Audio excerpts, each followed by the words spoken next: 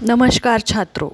आज हम कक्षा 9वीं का पाठ पढ़ने जा रहे हैं जिसका नाम है डॉक्टर का अपहरण। इस पाठ के रचनाकार है डॉक्टर हरिकृष्ण देवसरे। तो देखेंगे इस पाठ में क्या क्या होता है। डॉक्टर का अपहरण। कुछ महीनों पहले आपने डॉक्टर भटनागर के अचानक लापता हो जाने का समाचार पढ़ा होगा, लेकिन उसके बाद फिर उनके बारे में कुछ भी पता न चला। और लेखक कहते हैं कि समाचार पत्र में ये समाचार छापकर आया था कि डॉक्टर भटनागर लापता हो चुके हैं, और फिर उसके बाद उनके बारे में कुछ भी पता नहीं चला। हुआ यह था कि एक रात को लगभग 2 बजे उनके घर की कॉल बेल बज उठी। आदत के अनुसार डॉक्टर भटनागर उठ गए। उनकी पत्नी जागकर भी बिस्तर पर ही पड़ी रही, क्योंकि वह जानती थी कि ऐसा रोज़ ही होता है। एक दिन अचानक क्या हुआ, रात के 2 बजे उनकी कॉल बेल मतलब जो डोर बेल है वो बजी और डॉक्टर उठ गए। उनकी पत्नी को लगा कि रोज़ का ही है, तो वो बिस्तर पर जागकर भी पड़ी ही रही, क्योंकि वो जानती थी कि रोज़ ऐसा ही होता है। जब भी कोई मरीज़ सीरियस होता है तब अस्पताल का चौकीदार उन्हें उठाने आ जाता है।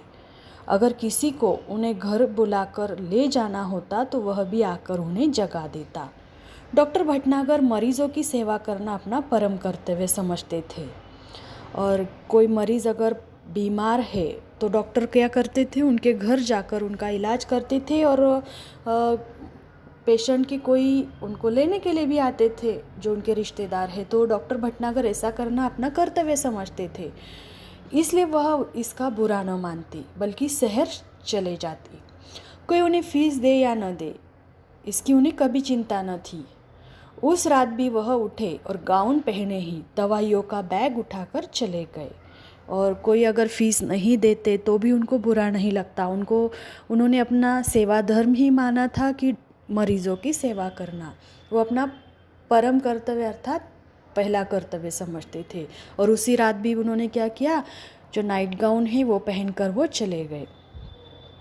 आमतौर से होता यह था कि वह 1-2 घंटे में लौट आते थे, या फिर सवेरा होते होते तो अवश्य ही आ जाते थे, क्योंकि उन्हें अस्पताल समय से पहुंचने की आदत थी। और जब भी वो इलाज करने के लिए जाते तो वो जल्दी ही लौट कर आते, क्योंकि वो सुबह कभी भी अस्पताल को देर से जाना पसंद नहीं करते थे। किंतु उस दिन जब देर सुबह तक डॉक्टर भटनागर नहीं लौटे तब उनकी पत्नी चिंतित हुई।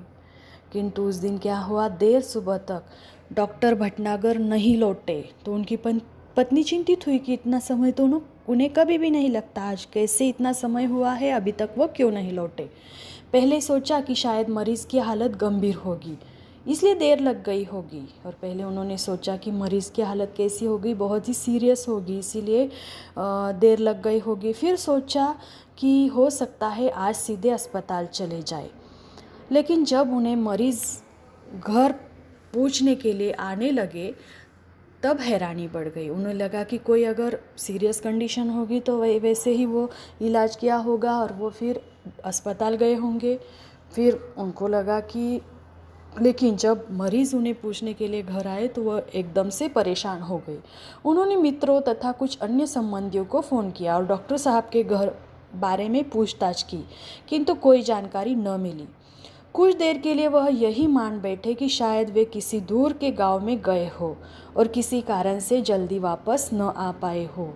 और उन्होंने क्या किया, अपने रिश्तेदार जो भी फ्रेंड सर्कल है उनको फ़ोन लगाया कि डॉक्टर साहब आपके घर आए या फिर आप उनके बारे में कुछ जानते हो, तो वो भी उनको पता नहीं चला। फिर उन्होंने क्या सोचा कि वो दूर गांव में गए होंगे, इसी कारण उनको देर हो गई, वो जल्दी नहीं आ पा रहे हैं।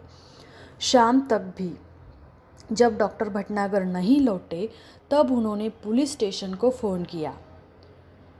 डॉक्टर भटनागर का इस तरह गायब हो जाना पुलिस के लिए भी हैरानी का कारण बन गया। और शाम तक जब डॉक्टर भटनागर वापस नहीं आए तब उनकी पत्नी बहुत ही परेशान हो गई, और परेशान होकर उन्होंने क्या किया, पुलिस स्टेशन को खबर कर दी।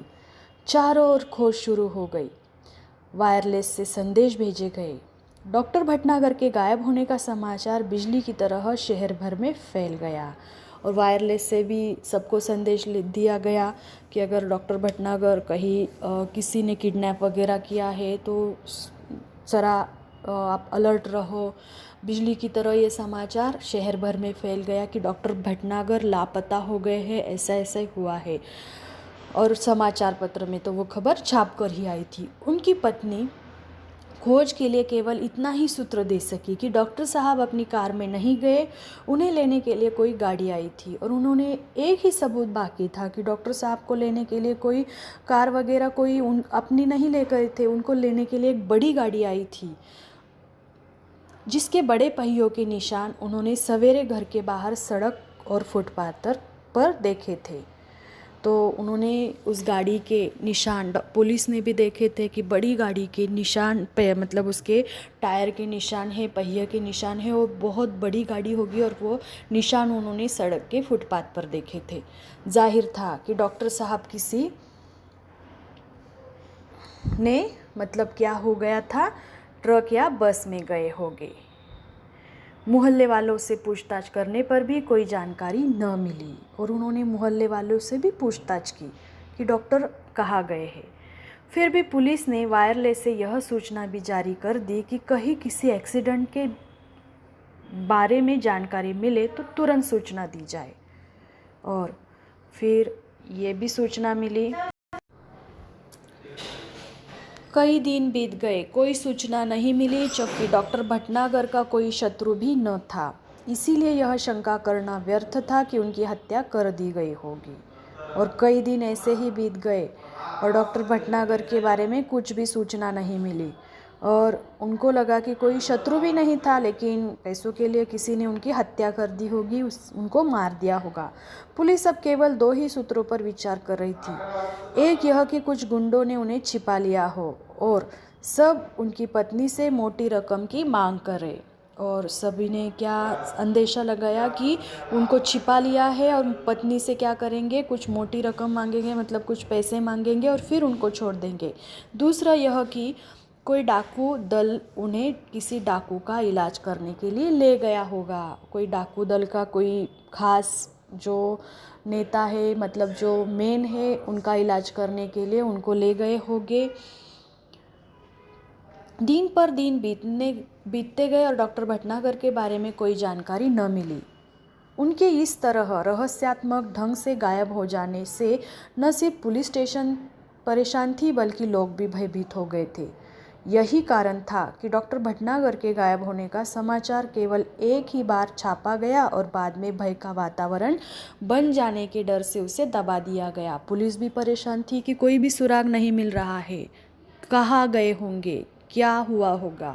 और लोगों में एक भयभीत वातावरण था कि अगर लोगों को ऐसे उठाया जा रहा है, उनको किडनैप किया जा रहा है, तो लोगों में भय का वातावरण न निर्माण हो, इसीलिए समाचार पत्र में फिर से वो समाचार छापकर नहीं आया था, उसे दबा दिया गया था। धीरे धीरे कई महीने बीत गए। श्रीमती भटनागर निराश हो चुकी थी। उनकी हालत पागलों जैसी हो गई थी। हर रोज़ सुबह उठती और दरवाजे पर आकर खड़ी हो जाती, जैसे वह डॉक्टर भटनागर के आने की प्रतीक्षा करती। और धीरे धीरे कई महीने बीत गए और भटनागर, अभी जो श्रीमती भटनागर है, बहुत निराश हो चुकी थी। उनको लगता था कि वो कैसे गायब हो गए, कब आएंगे, कैसे आएंगे। वो उसकी हालत एकदम पागलों जैसी हो गई थी। वो रोज़ सुबह क्या करती थी, दरवाजे पर जाती थी, खड़ी होती थी और डॉक्टर का इंतज़ार करती थी।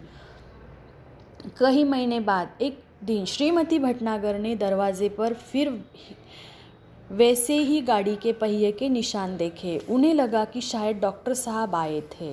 और कई महीने के बाद श्रीमती भटनागर ने दरवाजे पर क्या हुआ, बड़ी गाड़ी के पहियों के निशान देखे और उन्हें लगा कि डॉक्टर भटनागर तो नहीं आए, लेकिन कहाँ है। उन्होंने तुरंत पुलिस को सूचना दी। खोज जारी हो गई। पुलिस का एक दल उनके घर पर भी आया और उन्हें लगा कि शायद आ गए होंगे। तुरंत उन्होंने क्या किया, पुलिस को खबर दी। पुलिस भी आ गई। उसने गाड़ी के निशान देखे, लेकिन उन निशानों को देखकर कुछ भी अंदाज़ा लगाना कठिन था। हाँ, एक सीढ़ी अवश्य मिली जो लिफाफे में बंद थी और उस पर श्रीमती भटनागर का नाम लिखा था। उनको कुछ भी सबूत नहीं मिला, ना ही डॉक्टर भटनागर आए थे, बल्कि उनको एक सीडी ड्राइव मिली थी और जिस सीडी ड्राइव पर नाम लिखा था डॉक्टर भटनागर का, उस सीडी को तुरंत सुनने की व्यवस्था की गई। सीडी बजते ही सभी लोग हतप्रभ हो रह गए। उसमें डॉक्टर भटनागर बोल रहे थे और एक सीडी मिली तो उसमें डॉक्टर भटनागर बोल रहे थे और सब सुनकर हतप्रभ मतलब एकदम आश्चर्यचकित रह गए। ट्रक या बस में तो उन्होंने ऐसा किया। बाकी का जो पार्ट है, इस पार्ट का दूसरा भाग हम अगले वीडियो में देखेंगे। तब तक धन्यवाद। फिर मिलेंगे अगले वीडियो में।